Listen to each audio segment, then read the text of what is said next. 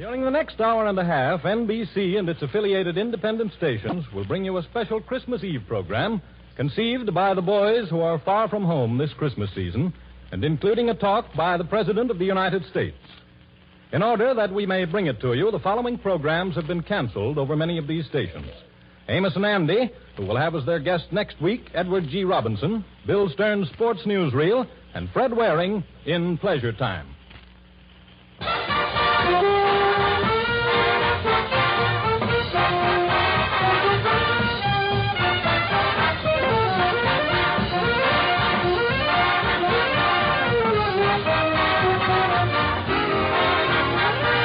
In Hollywood to conduct this worldwide tour are Lionel Barrymore, Bing Crosby, and Bob Hope.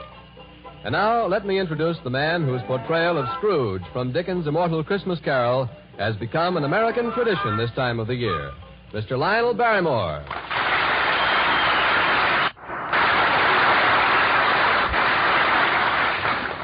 Well, this is Lionel Barrymore in Hollywood. And here it's Christmas Eve. The third our country's experienced in the war. But tonight, I'm not going to play the part of Scrooge. Let me rather take you people of America by the hand to the side of your loved ones fighting in every quarter of the globe. Our president and commander-in-chief is with us, too. He'll speak to our armed forces, and he has a word for us as well. We're going to Italy, North Africa, to New Guinea, Guadalcanal, New Caledonia. Yes, and for the first time on the radio, we'll take you to Munda. We'll visit China, where it already is Christmas. We'll go to India, Panama, and Alaska, Pearl Harbor, and some of our ships of the Navy. Yes, in this, our third year of war, we Americans are going to spend Christmas Eve at the fighting front of our men as they light up Christmas trees all over the world. Now, no program of this type would be complete without the presence of a certain young man. His name is synonymous with joy to the GIs. He's had the thrill of meeting most of them face to face, too. Ladies and gentlemen, may I present the guest conductor of this worldwide tour, Bob Hope.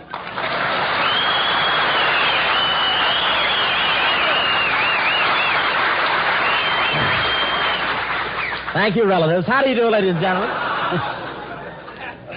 This is Bob Christmas Eve Hope, telling all you Americans to keep backing up our boys, and when Santa comes down from the ice and snow, he'll find us sticking together like Franklin, Winston, and Joe. Yes, sir. I'm very happy to be on this wonderful Christmas Eve show. Christmas is so exciting here. You should see the Christmas trees in Hollywood Boulevard tonight. They floated down from the Yukon last week.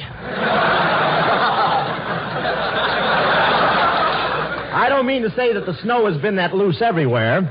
I understand it's so cold in the Middle West that even the Republicans are waiting for the fireside chats.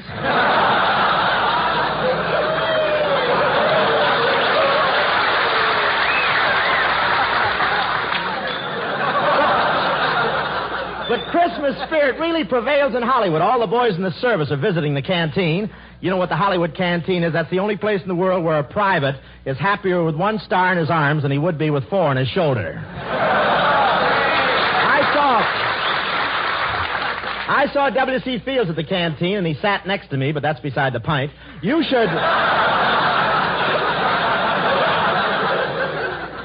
see his nose now that they lifted the dim out. It's wonderful. But I love Christmas because that's the time of the year that all my relatives come over and sit around the tree. And to think that only a few years ago, most of them were sitting in it. And it sneaks up on you, doesn't it, huh? And you should see the Christmas cards I got this year. I got one card from Dorothy Lamour with a picture of her and a sarong on it. What a picture. You know how George Washington looks straight ahead on a 2-cent stamp? Well, in this envelope, he keeps peeking over his shoulder. I got a lot of presents, but I received one present I heard ticking, so I threw it right into the bathtub, but I'm afraid I was a little hasty. Now I've got the only clock in the world where the cuckoo comes out every hour and blows bubbles. Crosby gave his kids Indian outfits with real feathers. I don't know where he got the feathers. All I know is that yesterday I saw a stork flying over Los Angeles in a bathrobe.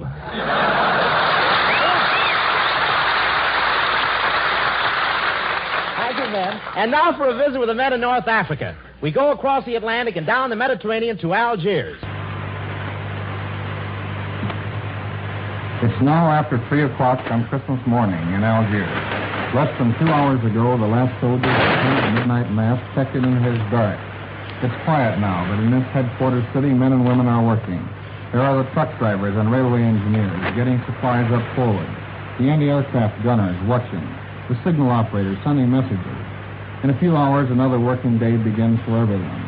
But, in spite of work and war, the generous spirit of Christmas is not forgotten. Hardly a barracks or company street is without its old-fashioned American Christmas tree. And hundreds of parties have been given by Army and Navy men for the children in North Africa. A typical one took place this afternoon at the Red Cross Club, where the men of the 12th Air Force Fighter Command entertained French war orphans. Here's one of the French-speaking Santas, Sergeant John Stewart of Sheffield, Alabama. Sergeant, did the youngsters enjoy themselves? You never saw 56 kids so happy and excited. They haven't had much in the past few years, and the Fighter Command has rather adopted them. We're going to give them their Christmas dinner tomorrow. What happened at the party? Well, there was French and American carol singing, a Mickey Mouse movie, and we gave each boy and girl his own big shopping basket full of woolen clothes, toys, candy, nuts, and fruit. The men in the Fighter Command had contributed money and their rations, and even Christmas food from home. Thank you, Sergeant Stewart. We in Africa are with you at home in spirit tonight. If Bing Crosby is around, tell him to wrap up a Christmas carol and put it under a Christmas tree for us. We return you to America. Glad to oblige, boys. But Major Eddie Dunstetter and the Army Air Forces Orchestra is here with us.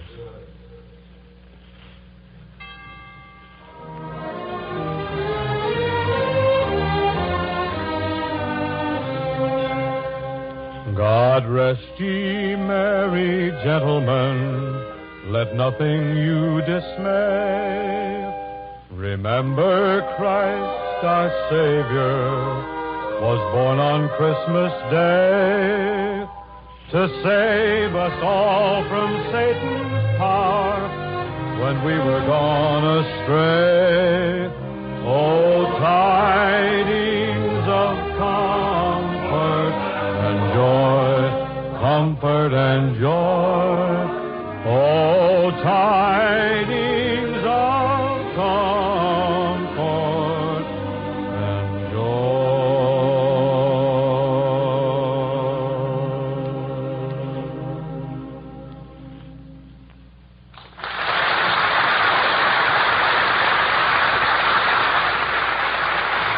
Very fine, Bing. And now to meet some of the men of the Navy's Air Arm, we take you to one of the fightingest carriers of them all, a ship whose name and location must remain secret.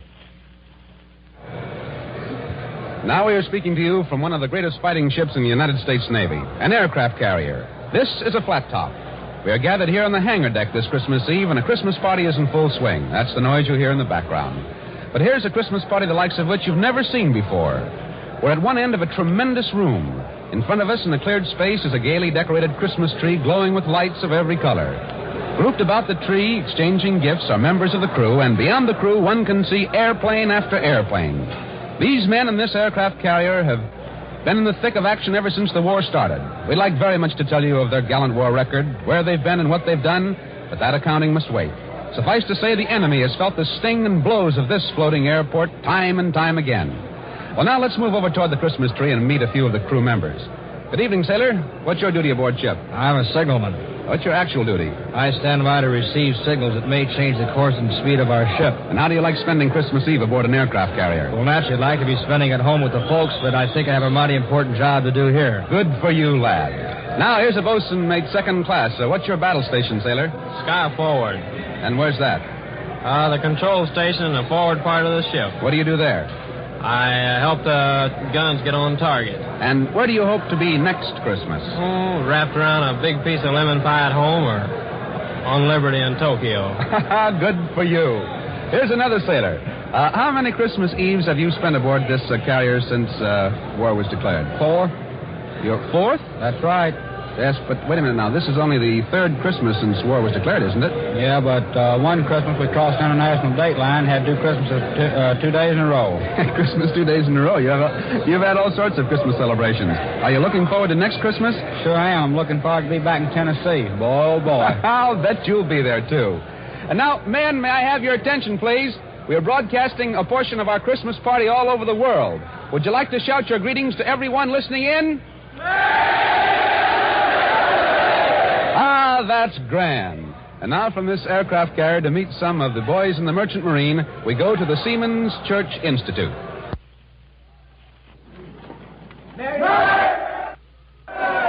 Ladies and gentlemen, we don't think you've met anyone quite like Chief Steward George Jack Kessel of the Merchant Marine, who's here with us at the Seamen's Church Institute. Chief Kessel was torpedoed in the Indian Ocean, spent 20 days in a life raft with 14 other survivors. Well, Chief, suppose you tell us about it. Well, when the ship was hit, I was below playing my mandolin. I ran up on deck and tossed the mandolin into my lifeboat. Then I went around, tried to scare up some food. But as it turned out later, the mandolin was almost as important. Important as food? Why was that? Well, we needed more than food and water to keep our courage up. So I'd start singing and playing all the old favorites at first.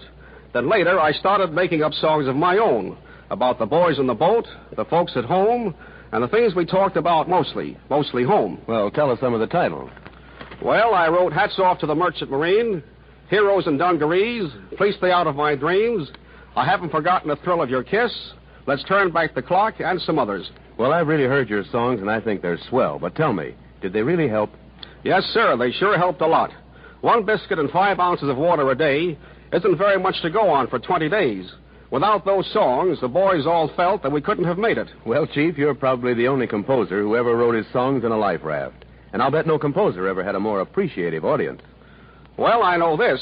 Nobody, songwriter or not, ever sailed with finer men than I've lived and worked with in the Merchant Marine for the last 15 years. And you can bet this. We'll keep them sailing until we win. Well, thanks, Chief Steward George Jack Kessel, who turned back death at sea with a song.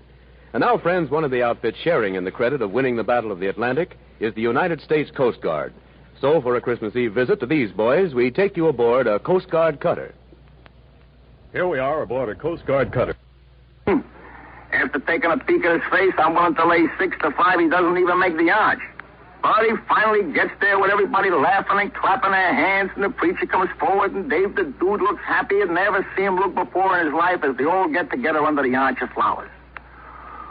Well, all of a sudden there is a terrific racket at the front door of the Woodcock Inn. And in comes a doll about 4 feet high and 5 feet wide. In fact, I never see such a wide doll. She looks all hammered down. Her face is almost as wide as her shoulders, and she makes me think of a great, big, full moon. She comes in bounding in like, and I can see that she's all trained up about something. As she bounces in, I hear a gurgle. And I look around, and I see Walter Winchester slumping down to the floor, almost dragging Miss Billy Perry with him. Well, the white doll walks right up to the punch under the arch and says in a large, bass voice, "Which one of you is Dave the Dude?" "I'm Dave the Dude," says Dave the Dude, stepping up. "What do you mean by busting in here like a walrus and gumming up our wedding?" "Oh, so you're the guy who kidnaps my ever-loving husband to marry him off to this little red-headed pancake here, are you?" The white doll says all of that, and at the same time looking at Dave the Dude, but at the same time pointing at Miss Billy Perry. Well, now, calling Miss Billy Perry a pancake to Dave the Dude is a very serious proposition, and Dave the Dude gets very angry. "Now, listen here," Dave the Dude says. "You better take a walk before somebody clips you." Well, that's a very good story, sailor, but apparently not the right story. Now let's go to London. Come in, London.